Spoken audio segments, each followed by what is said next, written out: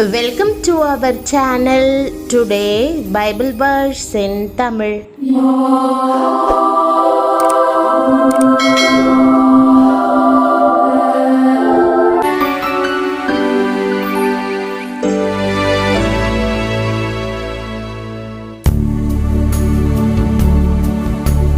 இன்றைய வசனம் ஆதியாகமம் 17ஆம் அதிகாரம் 7ஆம் வசனம்.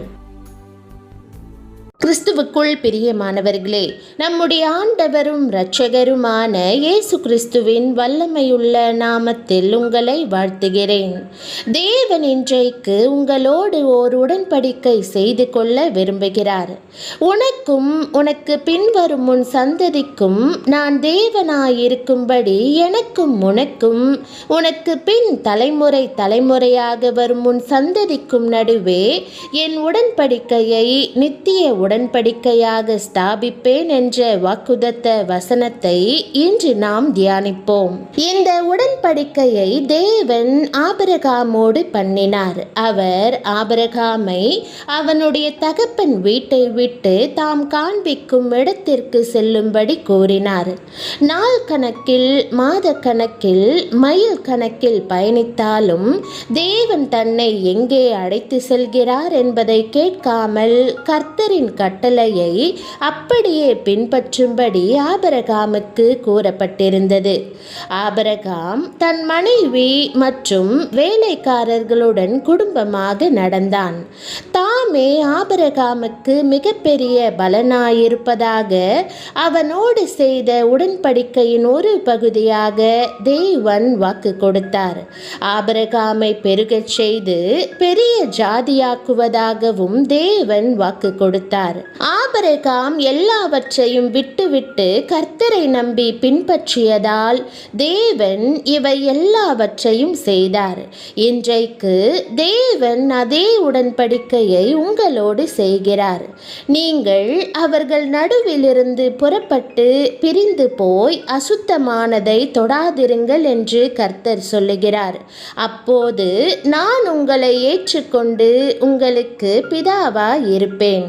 நீங்கள் எனக்கு குமாரரும் குமாரத்திகளுமாய் இருப்பீர்கள் என்று சர்வ வல்லமையுள்ள கர்த்தர் சொல்லுகிறார். நீங்கள் ஆம் ஆண்டவரே, அசுத்தமானவற்றை தொடாமல் இருப்பதற்கான கிருபையை எனக்கு தாரும். இவ்வுலகின் தீமையிலிருந்தும் பொல்லாங்கிலிருந்தும் நான் பிரிந்து செல்ல உதவும். நான் உம்மை பின்பற்றுவேன், செய்யும்படி நீர் கூறுவதையே செய்வேன் என்று கூறுவீர்களா? பிறகு தேவன் அந்த உடன்படிக்கையை ஆசிர்வதிப்பார். அது அவருக்கும் உங்களுக்கும் இடையேயான நித்திய உடன்படிக்கையாய் இருக்கும் என்று அவர் கூறுகிறார்.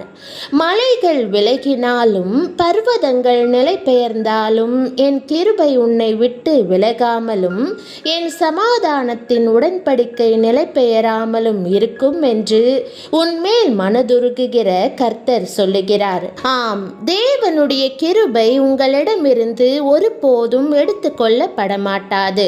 அவர் அதை பாதுகாப்பார். ஆபிரகாம் ஒருவனாயிருந்த போது தேவன் அவனை அழைத்து ஆசிர்வதித்து பெருக பண்ணினார் என்று வேதம் கூறுகிறது. நீங்கள் தேவனுடனான உடன்படிக்கையின் கீழ் இருப்பதால் உங்களுக்கும் அதே காரியத்தை செய்வார். இந்த கிருபையை தேவன் உங்களுக்கு தந்து ஆசிர்வதிப்பார். பிரியமானவர்களே, உங்களை தம்முடைய பிள்ளையாக மாற்றும்படி தேவன் நித்திய உடன்படிக்கையை ஏற்படுத்தியிருக்கிறார்.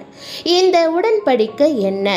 இது புறாக்கள், ஆட்டுக்குட்டிகள், காளை இவற்றின் இரத்தத்தினால் அல்ல, இயேசு கிறிஸ்து சிலுவையில் சிந்திய தேவனுடைய இரத்தத்தின் மூலமாய் ஏற்படுத்தப்பட்டது. ஆம், தேவன் இயேசு என்ற பெயரில் இந்த உலகில் மனு உருக்கொண்டு வந்தார். மரியாள் என்ற கன்னிகையின் கற்பத்தில் தேவனுடைய வித்தினால் அவர் உருவாக்கப்பட்டமையால் அவருடைய இரத்த இரத்தம் பரிசுத்தமாயிருந்தது.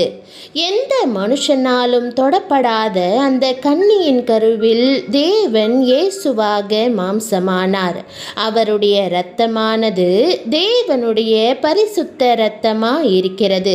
இயேசு உங்களுடைய பாவங்களையும் என்னுடைய பாவங்களையும் பாவம் கொண்டு வருகிற சகல சாபத்தையும் சுமந்து சிலுவைக்கு சென்றார். நம்முடைய பாவங்கள் மன்னிக்கப்படும்படி அவர் தம்மையே பலியாக கொடுத்தார். இன்றைக்கு இயேசுவின் இரத்தத்தால் நாம் எல்லா பாவமும் நீங்கும்படி சுத்திகரிக்கப்பட்டிருக்கிறோம். நாம் விசுவாசத்துடன் அவரிடம் வந்து அவரது இரத்தத்தினால் நம்மை கழுவும்படி கேட்கிறோம். இயேசுவின் இரத்தத்தை நீங்கள் தேட வேண்டிய அவசியமில்லை. அது அனைவருக்காகவும் சிந்தப்பட்டது. நீங்கள், ஆண்டவராகிய இயேசுவே, என் பாவத்தை மன்னியும், உம்முடைய பரிசுத்த இரத்தத்தினாலே என்னை கழுவி என் இருதயத்தை சுத்தமாக்கும், என்னுடைய பாவ சுபாவத்தை அகற்றும், என்னை சுத்திகரியும் என்று விசுவாசத்துடன் கூறுங்கள். உண்மையான உள்ளத்துடன் இந்த ஜெபத்தை ஏறெடுங்கள். நீங்கள் பாவி என்பதை அறிக்கையிடுங்கள். உங்கள் பாவத்தை அறிக்கையிடுங்கள். இயேசுவின் இரத்தத்திற்கு சுத்திகரிக்கும் வல்லமை உண்டு என்று நம்புங்கள். இப்போதே அவர் உங்களை சுத்திகரிப்பார். நீங்கள் எங்கே இருந்தாலும் அவருடைய பிள்ளையாக மாறுவீர்கள். நீங்களும் தேவனும் தகப்பனும் பிள்ளையுமாக இணைந்திருப்பதற்காக அவர் இந்த உடன்படிக்கையை ஏற்படுத்தினார். அவருடைய இரத்தம் உங்களுக்குள் பாய்கிறபடியினால், உங்களை கழுவுகிறபடியினால் நீங்கள் சுத்திகரிக்கப்பட்டு புதிய மனுஷனாவீர்கள். இந்த ஆசீர்வாதம் உங்களுக்கு வேண்டுமா? நீங்கள் எங்கே இருந்தாலும் அங்கிருந்து இயேசுவை நோக்கி கூப்பிடுங்கள்.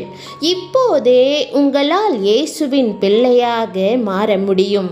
இது நித்திய உடன்படிக்கையாய் இருக்கிறது. நாம் சோதனைகள் நிறைந்த உலகத்தில் வாழ்கிறோம். வாழ்வின் வெவ்வேறு கட்டங்களில் சோதனைகள் வருகின்றன.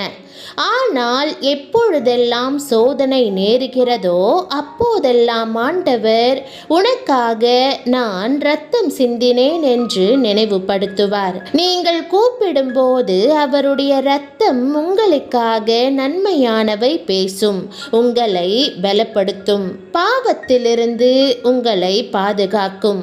நீங்கள் முழங்காற்படியிட்டு உங்களை மறுபடியுமாய் சுத்திகரித்து அதே பாவங்களை மீண்டும் செய்யாமல் உங்களை பரிசுத்தமாய் காத்து கொள்ளும்படி அவரிடம் கேட்டால் அவர் உங்களுக்கு உதவி செய்வார். பரிசுத்த ஆவியானவர் உங்கள் பலவீனத்தில் உங்களுக்கு உதவி செய்வார்.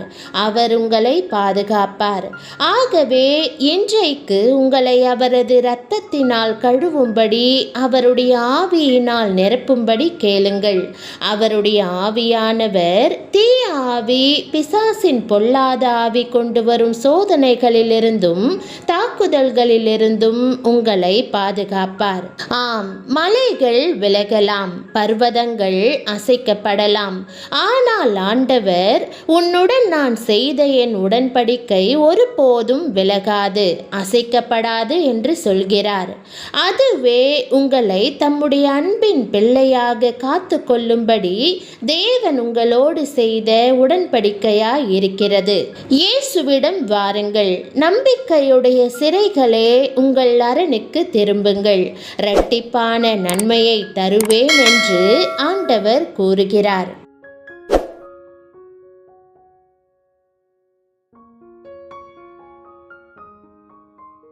ஜெபம். அன்பின் ஆண்டவரே, நான் உமக்கு முற்றிலும் கீழ்ப்படிவதால் என்னை பாதுகாப்பீராக. உடன்படிக்கையின் கீழ் இருக்கவும் நான் என்னையே இவ்வுலகத்திலிருந்து பிரித்து உம்மில் இளைப்பாறவும் தேவையான கிருபையை தருவீராக. ஆண்டவரே, இப்போது என்னை ஆசிர்வதித்து பெருக பண்ணும். உம்முடைய பரிசுத்தமான இரத்தத்தினால் என்னுடன் நித்திய உடன்படிக்கை செய்திருப்பதற்காக உம்மை ஸ்தோத்தரிக்கிறேன். இன்றைக்கு முன்னே வந்து என் பாவங்களை அறிக்கையிடுகிறேன். ஆண்டவரே, என்னை உம்முடைய விலையேற பெற்ற இரத்தத்தினால் கழுவி புதிதாக்கும்.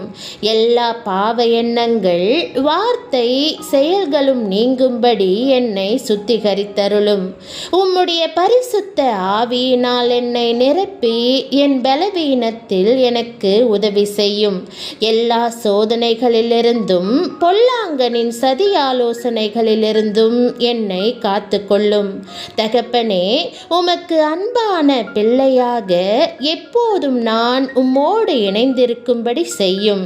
என் வாழ்க்கையை விட்டு உம்முடைய அன்பின் உடன்படிக்கை ஒருபோதும் நீங்காமல் இருக்க வேண்டும் என்று ஜெபிக்கிறேன். இயேசுவின் நாமத்தில் ஜெபிக்கிறேன் நல்ல பிதாவே, ஆமேன். என் ஆத்துமாவே கர்த்தரை ஸ்தோத்திரி, என் முழு உள்ளமே அவருடைய பரிசுத்த நாமத்தை ஸ்தோத்திரி. என் ஆத்துமாவே கர்த்தரை ஸ்தோத்திரி, அவர் செய்த சகல உபகாரங்களையும் மறவாதே. ஆமேன். கர்த்தராகிய இயேசு கிறிஸ்துவினுடைய கிருபையும் தேவனுடைய அன்பும் பரிசுத்த ஆவியினுடைய ஐக்கியமும் உங்கள் அனைவரோடும் கூட இருப்பதாக.